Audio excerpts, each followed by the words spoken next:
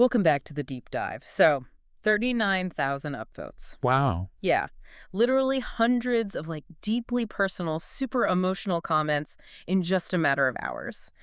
And this wasn't for a massive political scandal. It wasn't a gripping true crime documentary dropping Right. or some world-changing tech breakthrough. It was for a celebrity pregnancy announcement. Which is wild. It really is. Today, we are breaking down the exact psychological recipe that turned a simple piece of baby news into an absolute algorithmic anomaly. And it is a genuinely fascinating anomaly to Yeah. dissect, when you really look at it. Yeah. Because the internet, especially in its current iteration, is, a famously cynical place. Oh, totally. Celebrity updates usually get what? A passive double tap before we just scroll into oblivion. Yeah, if that. Exactly. We treat them as transactional pieces of content on this, like assembly line of fame.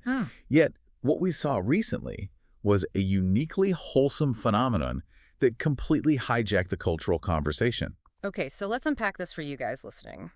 We're looking at the recent news that model Barbara Palvin and actor Dylan Sprouse are expecting their first child. Right. And if you're listening to this deep dive right now thinking, why does two famous people having a baby warrant this whole deep dive? Stick with us. Definitely stick around. Yeah, because we are diving into an incredibly detailed analysis of this event. The analysis is actually titled The Genetic Lottery, and it unpacks why the Sprouse pregnancy went viral. Our whole mission today is to show you that this was not just another tabloid headline. No, not at all. It was basically a masterclass in the mechanics of modern digital virality. It was a perfect storm. It really was. And to understand the sheer scale of that storm, we have to look way beyond just trending hashtags. The velocity of the engagement, the thousands of shares, the literal essays people were writing in the comment section. Oh, yeah, the comments were insane. Right. It signals something much deeper than casual pop culture consumption. People were reacting to this news as if it were happening to their own family members. Which means we really have to start by establishing the baseline here. Why does the internet care so much about these two specific people? Exactly. Because we are so used to manufactured, heavily PR-driven celebrity pairings, right? The ones that feel like, corporate mergers. The PR relationships. Exactly.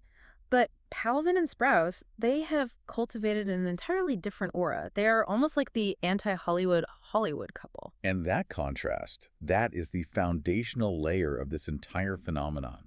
Because in today's attention economy, low drama is almost a form of rebellion. That's a great way to put it. The analysis we're diving into reveals that their reputation for being, unusually genuine, very affectionate, and entirely absent from the typical tabloid drama cycle, it's built this massive reserve of audience trust over the years. Right. So finding them on your feed, it feels like finding a real plant in a room full of plastic ones. Oh, I love that analogy. Right. You just naturally gravitate toward the thing that actually feels alive. You just can't fake that kind of lived-in authenticity with a good lighting crew. You really can't. And the data from Reddit and other platforms completely supports that instinct. Thousands of commenters weren't just reacting to the fact that a baby was on the way. They were reacting emotionally to them as a couple, as a unit. Yeah. The virality didn't spawn from a cold audience encountering a random piece of news. It ignited because a deeply invested audience who already felt this sense of warmth toward them was basically just waiting for a reason to celebrate them. Here's where it gets really interesting, though. You have this nice, wholesome baseline of a low-drama couple.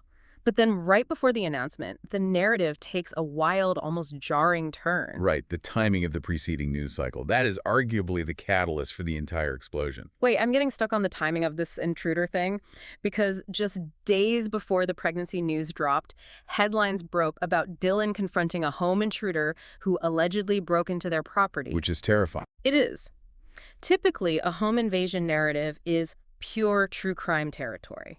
It's dark, it's invasive, it's scary.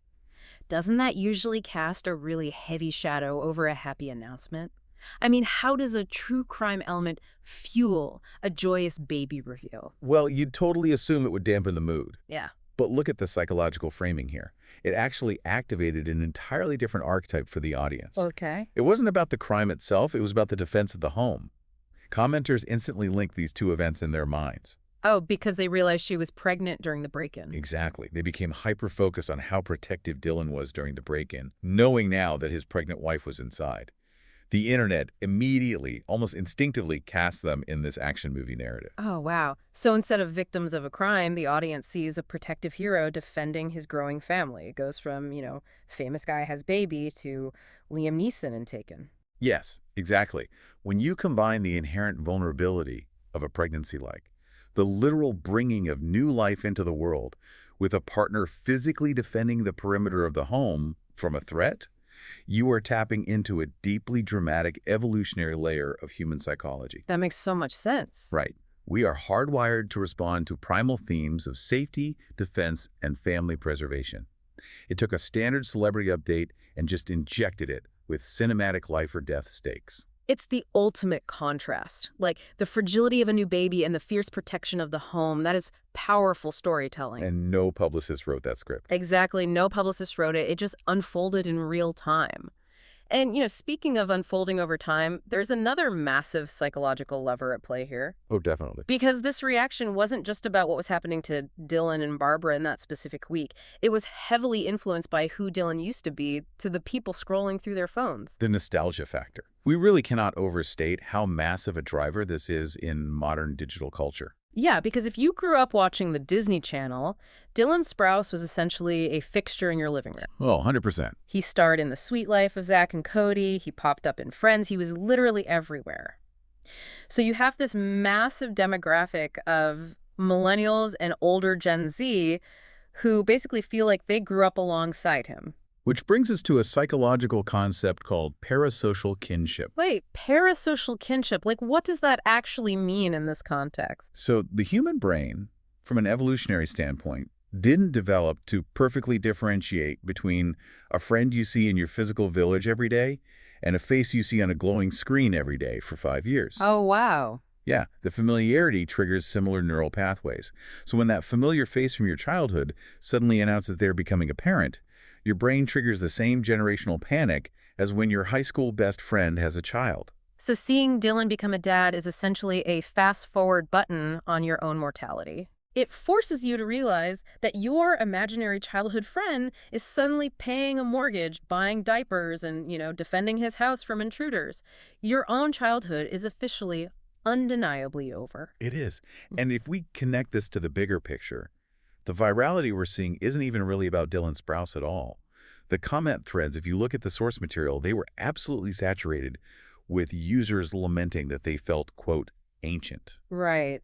The audience was using this celebrity milestone as a mirror to process their own transition into full adulthood. We are projecting our own passage of time onto him. We see him holding a baby, and suddenly we are staring down our own biological clocks. Yeah, when a prominent figure from your formative years reaches a major adult milestone, it just collapses time. It creates this collective communal moment of realization for an entire generation. Because everyone is feeling it at the exact same time. Right. That shared shock of recognizing the passage of time is incredibly unifying. And unifying emotions, especially existential ones, they drive shares, comments, and a massive algorithmic push because everyone wants to validate that they aren't the only ones feeling old. It's amazing how much complex psychology we pack into a single double tap. Truly. I mean, we've got the wholesome romance, the intense protector archetype, the existential millennial crisis. But there's another layer here that arguably grounds this whole deep dive in raw reality. And it's a major pivot from the kind of superficial pop culture nostalgia we just unpacked. Yes, the conversation surrounding Barbara's health struggles. Yeah. That is where this story transcends typical celebrity news. Right.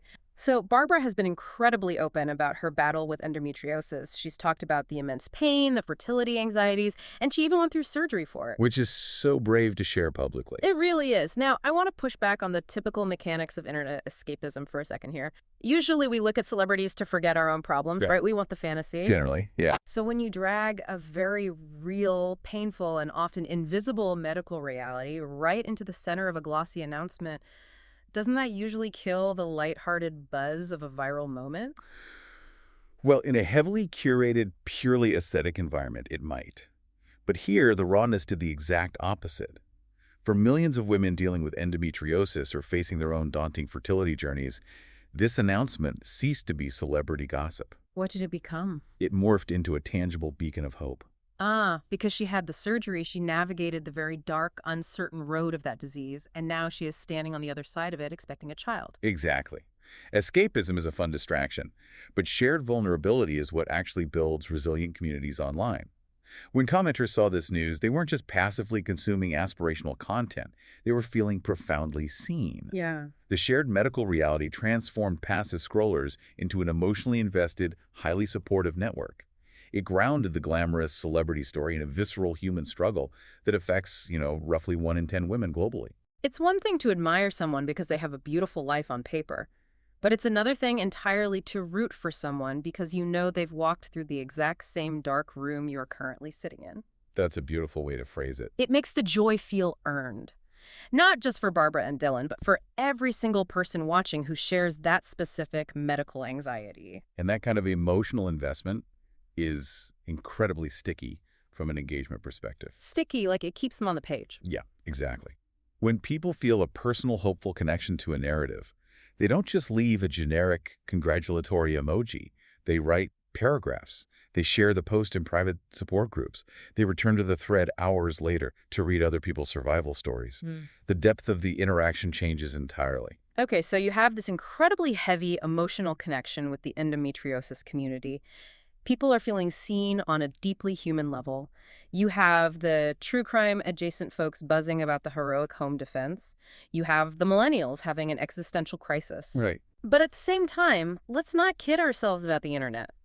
We love a human struggle, sure, but we absolutely devour it when that struggle comes in a glamorous package. Oh, absolutely. The visual component. Yeah. The genetic lottery aspect of the virality. The internet's absolute obsession with the fact that these two are objectively ridiculously good-looking people. Yes. I mean, the threads in our source material were flooded with jokes about how this baby is going to have cheekbones that could cut glass. We want the relatable struggles. We want the depth. But we still really want the glossy cinematic aesthetics. It is the ultimate paradox of modern celebrity culture. We demand authenticity and relatability alike. We want to know they suffer like we do. But the machinery of celebrity intrinsically thrives on fantasy. They still have to look the part. Exactly. No, sorry. This couple fits the internet's idealized version of a glamorous but lovable pairing. They are aspirational yet accessible. So what does this all mean when you put it together in the back end of a platform like Reddit or TikTok? How does a cold mathematical algorithm look at all these incredibly diverse human emotions, nostalgia, hope, attraction, fear of intruders, and turn it into a viral phenomenon that takes over the internet for a week?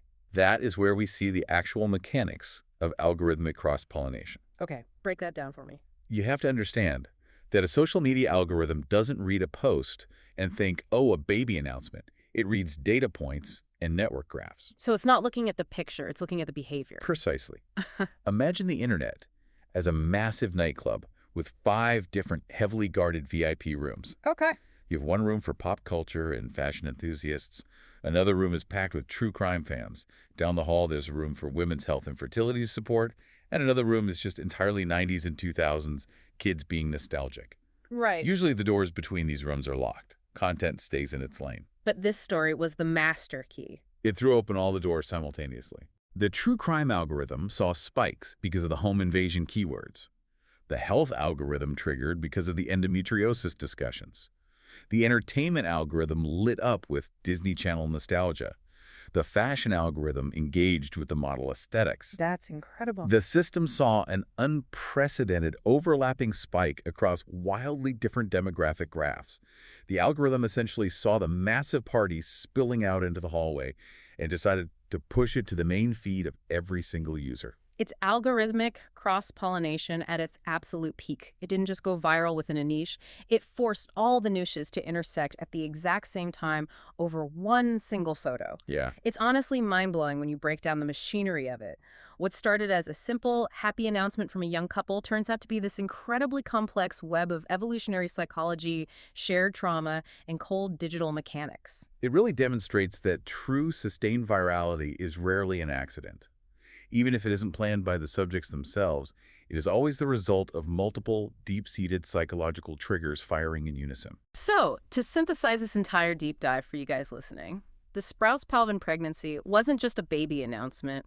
It was essentially a perfect mirror. Yes. It reflected absolutely everything the modern digital citizen craves right now: the primal need for physical safety and a protector, the bittersweet pull of childhood nostalgia, the deeply human connection of overcoming an invisible medical struggle, and of course, the undeniable allure of physical beauty. It really did. It checked every single box on the human experience checklist. It was the perfect storm. But if we pull back and look at the forest instead of the trees, this entire phenomenon raises a final and perhaps much larger question about our collective psyche. Okay, lay it on us. Where does this leave us?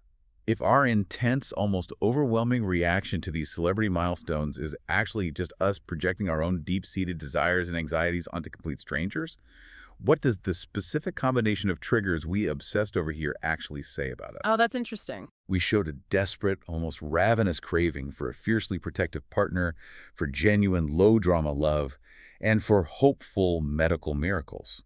If this viral moment is a mirror, what does our obsession with this specific reflection say about the security, the authenticity, and the hope that society is fundamentally lacking in our day-to-day lives? Wow. Are we just staring at that one real plant in the room, suddenly realizing how entirely surrounded we are by plastic? Exactly. That is a hauntingly beautiful note to end on, and definitely something to chew on the next time you find yourself entirely invested in a stranger's good news. Thank you for joining us on this deep dive, and we'll catch you on the next one.